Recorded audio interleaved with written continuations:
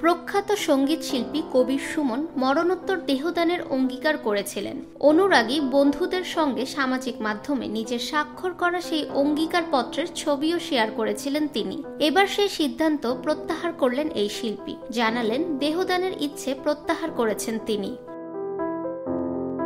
বুধবার ফেসবুকের এক পোস্টে কবির সুমন লিখেছেন, রমজান মোবারক, সকলকে জানাতে চাই, কিছুকাল আগে ফেসবুকে ঘোষণা করেছিলাম আমি আমার দেহদান করেছি, কোনো ধর্মীয় শেষকৃত্য আমি চাই না। অনেক ভেবে আমি সেই সিদ্ধান্ত পাল্টালাম। দেহদানের ইচ্ছে প্রত্যাহার করছি আমি, আমার দেহ আমি দান করব না।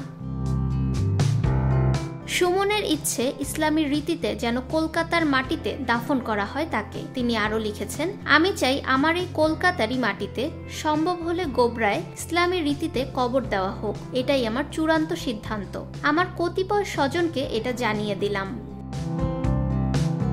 1992 সালে তোমাকে চাই অ্যালবামের মাধ্যমে বাংলা গানের ভুবন জয় করে নেন কবির সুমন। তখন তার নাম ছিল সুমন চট্টোপাধ্যায়। জীবন ঘনিষ্ঠ রিলিক আর গায়কিতে নতুন ধারা চালু হয় তার হাত ধরে। এরপর শ্রোতাদের তিনি উপহার দিয়েছেন বহু কালজয়ী গান।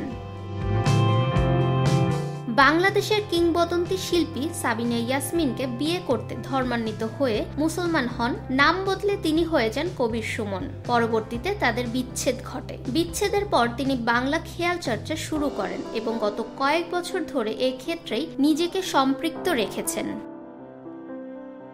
ফাহমিদা বিনতে আনোয়ার, নিরপেক্ষ নিউজ ডেস্ক, ঢাকা।